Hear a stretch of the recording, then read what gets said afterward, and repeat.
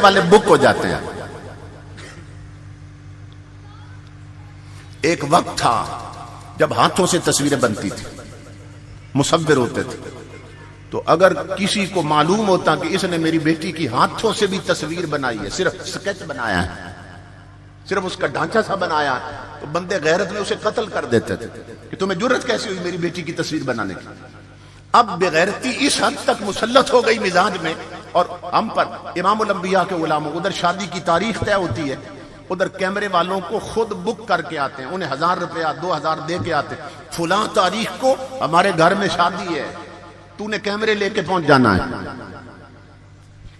और करना क्या है, हमारे घर की बहू बेटियां बड़ी बनी संवरी होंगी, उनकी फोटो बनानी है तुमने, और जो सबसे ज्यादा सजी होगी सबसे ज्यादा उसी की वीडियो बनानी है, वो जो दुल्हन लाए।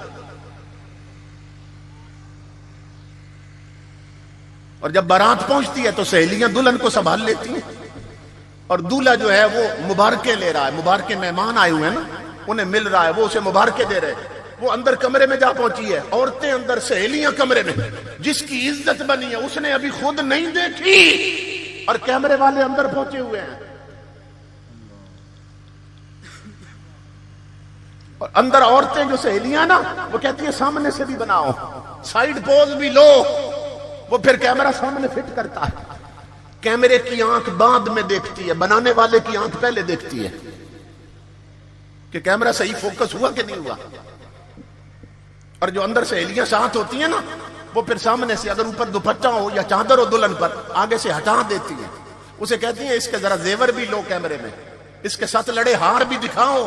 और उन नादान बच्चियों को ये नहीं मालूम कि कैमरा सिर्फ हार की फोटो नहीं लेगा, वो छातियों की भी लेगा, वो सीने की भी लेगा।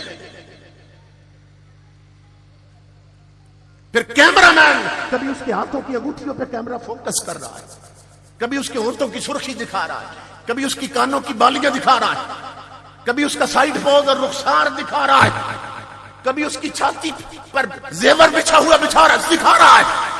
इमामुल अंबिया के गुलामों, ये सोचो कि उस घर की इज्जत किस हद तक नीलाम हो रही है।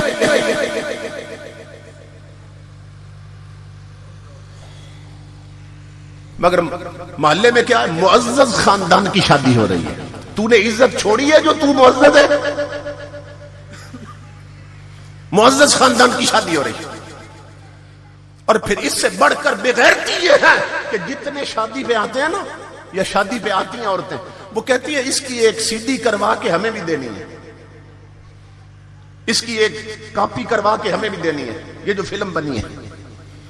500 बंदे ने कहा, बाराती आए थे, 500 सीडी तैयार हुई, हर घर में पहुंची, अब लग गई टीवी पर सीडी, कभी फॉरवर्ड हो रही है, कभी रिवर्स हो रही है, कभी स्विच ऑफ करके जो मंजर पसंद आया उसे स्विच ऑफ करके देखा जा रहा है। वो एक घर की इज्जत लोगों कितने घरों में बर्बाद हो गई। और अब भी मुअज्जज खानदान है, अंजाम गुलाम, ये फिल्मों से आया हुआ माहौल, ये यूरोप के कल्चर से आई हुई बेगैरती जो हमारे बेगैरत हुक्मरानों ने हम पे मुसल्लत कर दी है। लोग अंदर से बाहर तक इसमें लथपथ हो चुके हैं। इकबाल ने कहा था, कलंदर लाहौरी बहुत पहले बोला था, उसने कहा था अंजाम गुलामी क्या कहिए, बर्बादी सी बर्बादी है, जो दर्स है बता ने दिया वो दर्स पढ़ाना भूल गए। इबरत का मुरक्का ये पस्ती और काबिल हैरत ये मस्ती, औरों को जगाना याद रहा, खुद होश में आना भूल गए। वो जिसका नाम गैरत है गई तैमूर के घर से। ये ताजदार कायनात की उम्मत की वो बेटियां हैं कि जिनके पांव की पोस्ट पर भी कभी गैर महरम की नजर नहीं पड़ी थी, आज उनकी नेक लाइनें नजर आ रही हैं, उनके आधे नंगे जिस्म नजर आ रहे हैं। ये सब बीमारियां क्यों लगी हैं लोगों? इसलिए कि हमने कुरान समझना छोड़ दिया, कुरान पे अमल करना छोड़ दिया, कुरान पढ़ना छोड़ दिया। इसलिए ये घर घर आग लग गई, घर घर आग लग गई।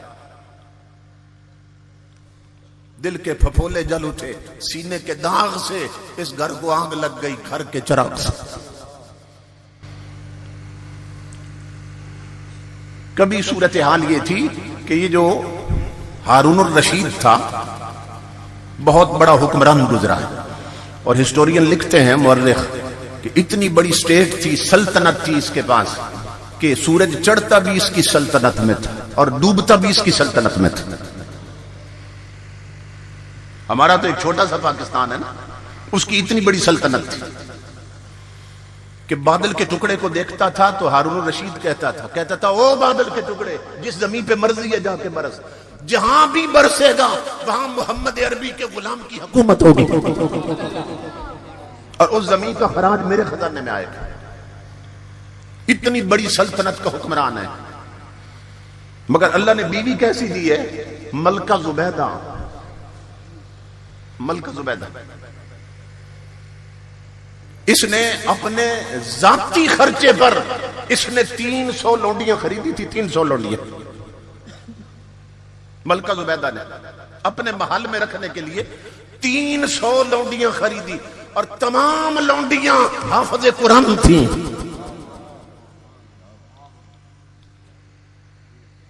उस वक्त बादशाहों के महल्लों में भी हुजूर का दीन था, आज गरीबों के महल्ले में भी नहीं रहा।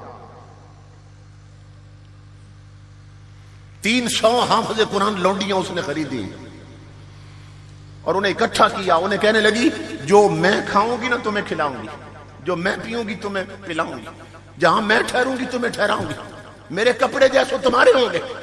तुम्हारा सिर्फ एक काम है कि अपना वक्त तकसीम कर लो, वक्त तकसीम कर लो।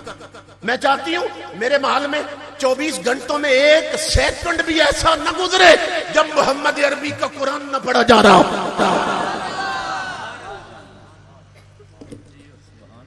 ये 24 घंटे घर में है मलका और इतने बड़े हुक्मरान की बीवी है कि सूरज चढ़ता भी जिसकी सल्तनत में और डूबता भी जिसकी सल्तनत में। गैरत और शर्म और हया का हाल क्या था? एक दिन हारून रशीद आया ना घर में, देखा तो इसने सर के साथ दुपट्टा बांध रखा है। पहले उसके सामने बेतकल्लुफ बैठ जाती थी, जाहिर है उसकी बीवी जो थी, दोनों तन्हा बैठते तो उसके सर से दुपट्टा उतर भी जाता था, सिरक भी जाता था। लेकिन आज उसने देखा कि उसने दुपट्टा बांध रखा है सर के साथ। वो हैरान हुआ, उसने कहा, जुबैदा आज सर पे दुपट्टा क्यों बांध रखा है? वो रो पड़ी, रो कर कहने लगी कि मैंने आज उस तरह के साथ अपने सर के सारे बाल मुंडवा दिए, उस तरह फिरवा दिया, सर के बाल जड़ से मुंडवा दिए। वो बहुत हैरान हुआ। हारून ने कहा, ये क्या जुल्म किया तूने? कितनी लंबी जुल्फें थी, कितने लंबे प्यारे बाल थे। कोई औरत अपने बाल भी यूं मुंडवाती? ये तूने क्या जुल्म किया? वो रोने लग गई, कहने लगी, बादशाह, वो मेरे सरताज, मुझसे पूछ ऐसा क्यों किया? बाल मुझे भी बहुत प्यारे थे, लेकिन आज मैंने गुस्ल किया था, मैं महल की छत पे चली गई थी धूप में अपने बाल खुश्क करने के लिए। मैं धूप में अपने बाल खुश्क कर रही थी, दूसरे किसी छत पर एक गैर महरम खड़ा था, मुझे नहीं मालूम था, उसकी इन बालों पे नजर पड़ गई थी,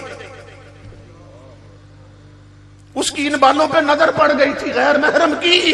मुझे गैरत आ गई कि जिन बालों पे गैर की नजर पड़ गई, अब ये मेरे खामद के काबिल नहीं रहे।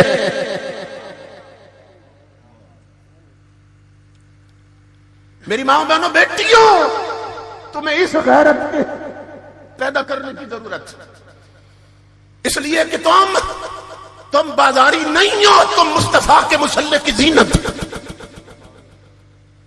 तुम चराग खाना और शमे महफल तो नहीं हो। अपना मकाम पहचानो, ताजदार कायनात की उम्मत की बेटी हो। और ये मकाम यहां सिखाया जाता है, इन मदरसों में, कॉलेजों में नहीं सिखाया जाता, यूनिवर्सिटियों में नहीं सिखाया जाता। मैं खुद एक यूनिवर्सिटी से फारिग हूं, पंजाब यूनिवर्सिटी लाहौर से। वहां तो यह था कि सिर्फ डिग्रियां लेने के लिए, क्योंकि को